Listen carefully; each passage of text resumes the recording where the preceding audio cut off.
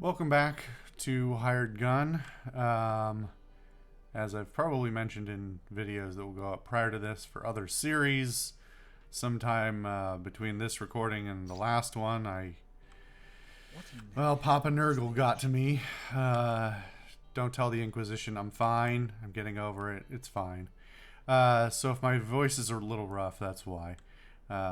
Apologies. But the show must go on, and our questionable boss must be talked to, I suppose. You know, I thought we might have quietened things down a little around here. What with you taking out so many of the Iron Vipers the way you did, and the rest of them being outlawed and all. Or maybe it's a reaction to that. Why are you so way, low in the mix? I know this was a comment that was made when this game was in early access, is that the voice mixing is a problem. The Silver Talon, most likely. But word is going round about an outlaw offering a lot of credits to anyone who can take out Hyder Virax. That's Maro's brother. So I think it's fairly safe to assume whoever killed Maro is also the one who put that bounty out on Hyder. Well, I'll be damned. How much is the bounty? Enough. Plus, it might be our chance to get our hands on someone who knows where the Silver Talon is. I've honestly completely forgot what our primary motivations for this were. You asking for my help? An agreement for our mutual benefit. How about it? What are you offering? One of us keeps Virax safe. Well, by one of us I mean the one called you. Meantime, I've got a couple more leads to follow on those black serpents.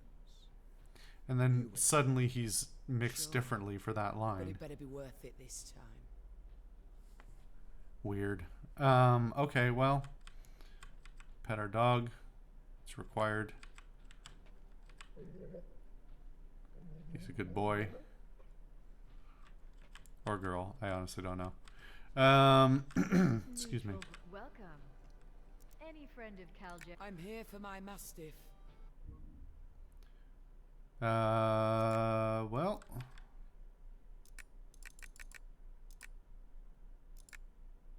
Is that it? I thought there was something else before. Did I mix it up with something else? Some other interface? Show me what you can do for me.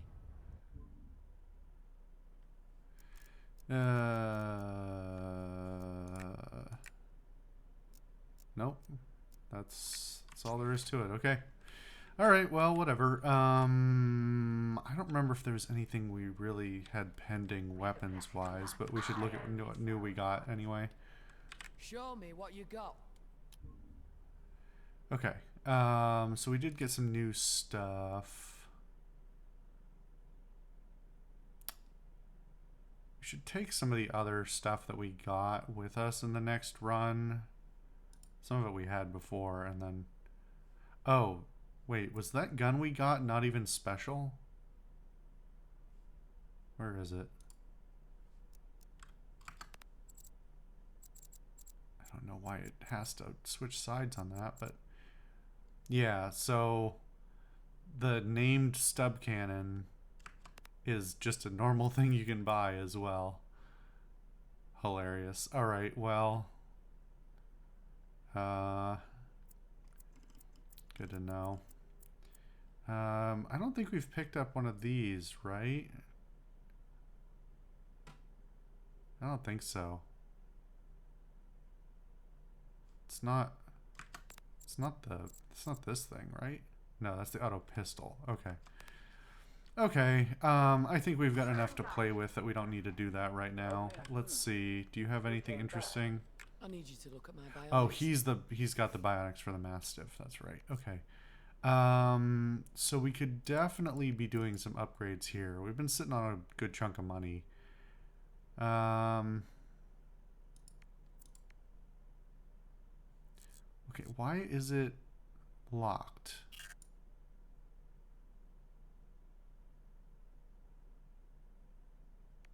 Do I need this first?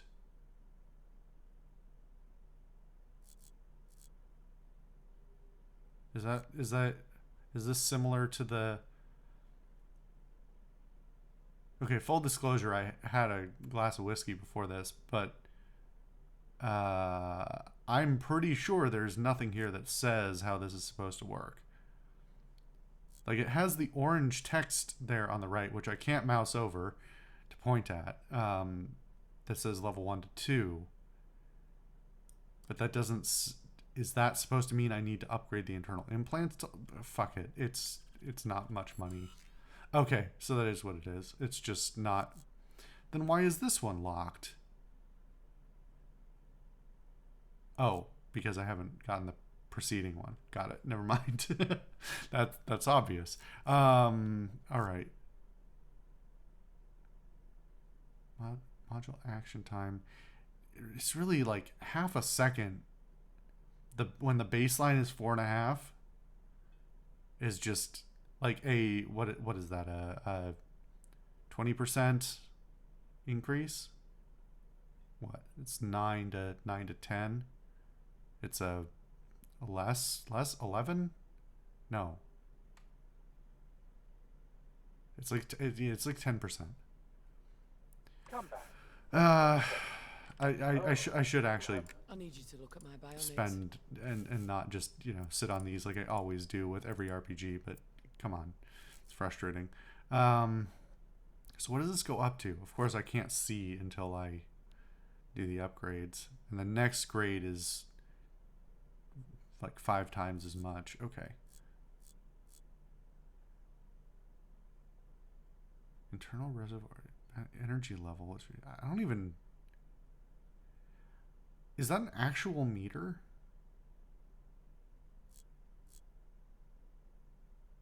That doubles my... Wait. No. I have 22. It's over here.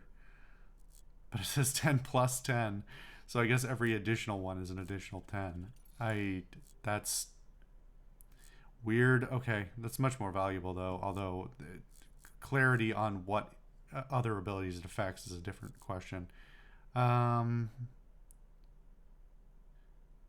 Take less damage when your HP are low. That's so that just increases the cap at which it triggers. Okay. Let's just spend some time looking at these because I glossed over them before.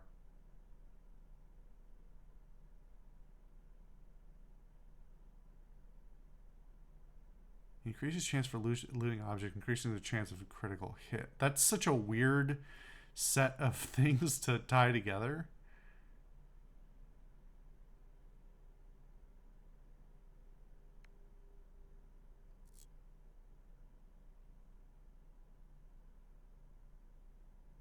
Is this an active ability?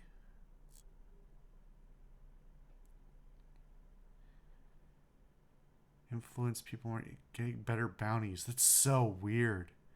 It's like so obfuscated. Listen, I will talk for an extended period, and I think I have before, on all of the problems and weird design decisions in the RPG elements of Deus Ex, what's Human Revolution and Mankind Divided, and the original as well. We don't talk about the second one. But at least it has a interface that makes it kind of clear what you're getting and text that is obvious about what its intention is.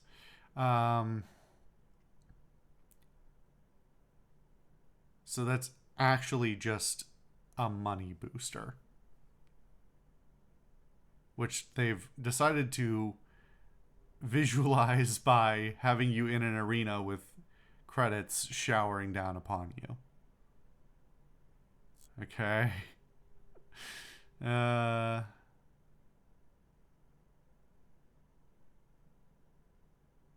Is this an active ability too?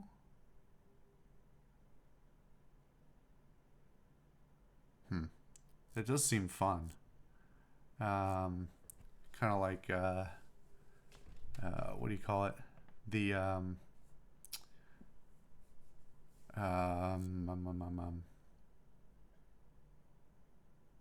Call of Juarez like aim thing. Anyway, Sensor system scanning refinability. Donor beacons. Is this passive? No. Duration 8 seconds.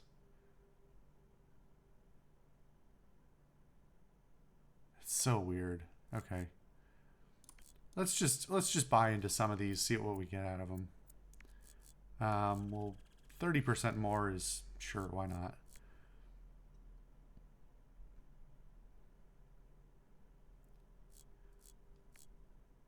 So we get an additional.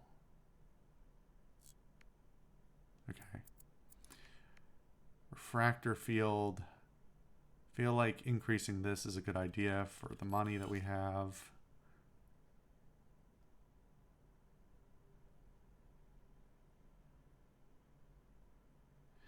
I wonder if this changes the drop rate for the energy packs, because they are so kind of random in their distribution that I'm not always entirely sure that's valuable. If I can't fill them, it doesn't matter, right?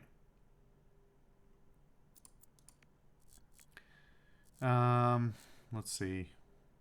Of course, I don't get to see.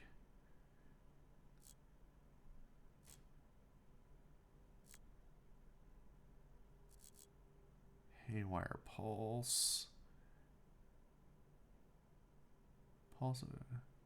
Short circuits many systems. That could actually. That feels like it's kind of pretty important for possibly taking out some of those people with like the big shields. So I definitely need to grab that.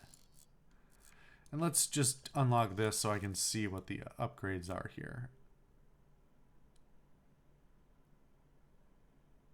Improved balance, lower recoil. Activates automatically performing a wall run, wall jump, or a slide. Provides an aim assist. God, that's a weird visual for that.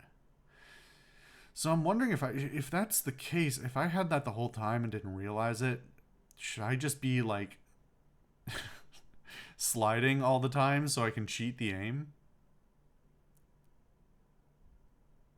Increase the angle of the cone. I guess that's your like area of variability.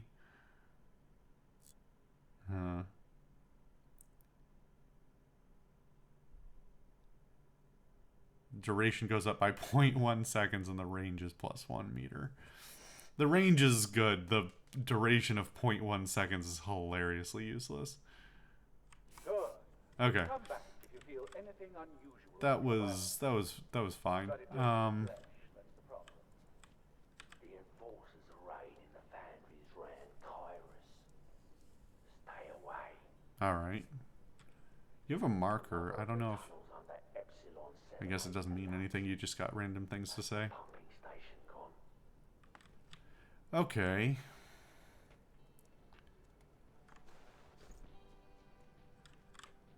Why do I still have a mark to talk to you? When you showed up, who was that? And what was that thing they did? How did he just disappear like that? I might have asked you that. No, I don't know. I've never seen him before. The Goliaths called him the Shadow. Did they now? Well, that is interesting. I might have a friend of ours see what he can find out. Maybe the Wild Snake Priestess here knows more, too. Did I forget who this person is, or is this just a random NPC who seems to have decided to sit at our private table? Listen, I hear there's been a couple of Delacs hanging around. Wouldn't hurt if you and me aren't seen together too much for a little while. Okay. Only the good So now the stay. bartender has something to No say to me. trank. I wouldn't do the wild snake. No. That looks says second best. I actually get choices here. I guess I'm hoping I can ask both. Thanks. Tell me, what do you know about the Shadow? The shadow. Some hired gun I seem to keep running into. A bounty hunter? I don't know if it's the same guy, but there was a bounty hunter working around these parts a while ago. Made himself pretty unpopular. With the outlaws. Figures. Well, yeah, but with a lot of others too. It's a fine line, you know? A lot of the folks around here would say claiming a bounty to earn yourself a few credits is one thing. Doing it to make a name with the enforcers? Well, that's gonna make you pretty unpopular. That was his thing. Trying to get himself in with the enforcers. You don't think he'd be working for outlaws? Outlaws? No, I doubt it. Not from what I remember. The enforcers, the guilders, anyone a little high and mighty had ideas about making a name for himself with these nobles up in the spire even. But I haven't seen him around for a while. A long time, actually. You want another? So just a little explanation there. Because Necromunda is considered a hive world, generally, so I think I mentioned before that hive worlds are basically completely devoid of any and all life that isn't human. They've been developed over the course of thousands of years to be completely covered with development. And on hive worlds, there are like not cities per se. I don't know. I can't remember if they're specific, if they're called hives or not. But generally, they are. They end up looking kind of organic in their structure, and so when she's talking about the spires, that's a very literal thing in the construction of hive world zones. Is that like the few people, even when there's no clean air and there's no vision of the sky, and like there's technically not anything particularly inherently better about being higher, at least there are things that are obviously better about being higher, but the nobility, the people who have risen to the top, the people who have the most power and the most money, live at the top of spires of these like massive cities. So if you're familiar with like something like Kowloon walled city, imagine that, but millions of times the size. And the people who happen to live at the few little cupolas at the top are the people who tend to run the things, that sort of thing. It's very it's very feudal in its design. I mean, that's deliberate. Is it supposed to evoke the sort of visual reminiscence to castles on hills overlooking peasants, that sort of thing, but is a hell of a lot darker. As a side, another side that I was thinking about just as she was talking is just thinking about the prosthetics that we have and that she has, because of the nature of hive worlds and humanity in general in you know in this era, it is certainly a question like how common prosthetics are and then why people have them. Now, obviously, living on a hive world, it could go either way. In terms of, do you have prosthetics because you lost limbs sometime in your life, because it's a place of intense violence and threat at all times, or were you born without them because the environmental conditions of being born on a hive world mean that you are very, very likely to have mutations of various kinds, including just, some relatively common mutations among, 21st century humans, like missing or non-standard limb structures. So it's just an interesting thing to think about, just as both as an environmental thing and as an economic thing, because looking at her prosthetics and our prosthetics and other people's prosthetics, like we are not the lowest on the totem pole by any means on this planet. We're doing pretty well for ourselves, all things considered. We are probably in the, like, I don't know, 5%, 1% of like people living the best on this entire planet, purely on the basis that we have free will and money. And so the idea of, hey, who made your prosthetics? How much did they cost? These are all things that, like, I think are really interesting from a world building and storytelling perspective. But I don't know, I'm rambling at this point. Wild snake. No. That looks says second best. Thanks. You heard about this bounty the Silver Talon put out? Oh yeah. Crazy. I've never heard anything like that before. But you know, the Gilder they're going after, Hyder Virax, that's the brother of the Gilder that got killed a while back. Morrow. Yeah. Somebody sure does have it in for the Viraxes. You know why? No. The Viraxes specialize in archaeotech, and it's been pretty rich pickings around here, they say, ever since they discovered that collapsed dome a couple of miles out. Half the gangs around here were working for the Viraxes to help control the trade. But it's something else for someone to go after the Gilders themselves. You want another? I think I'm good. Huh. You know, I know it's not the focus of this game for to do storytelling, but this is the reason I love 40K is for the world building, because it's a universe in which you can tell 10,000 different stories and they can all be completely disconnected from each other and yet cause zero interference. Shh, I'm talking.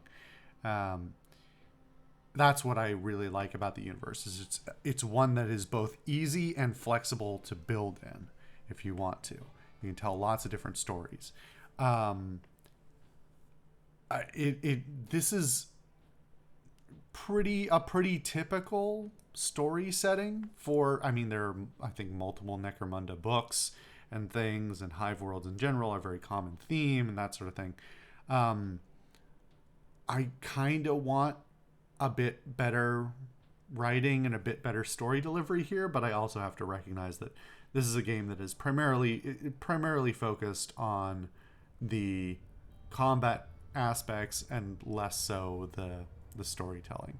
You know, this is not BioShock or Dishonored or something like that. It doesn't even meet those qualifications, even though those are still very combat focused games. But it makes me want a bit more. Anyway, all right, so we've got, it sounds like we might have multiple missions to pick. We'll take a look at those in the next episode.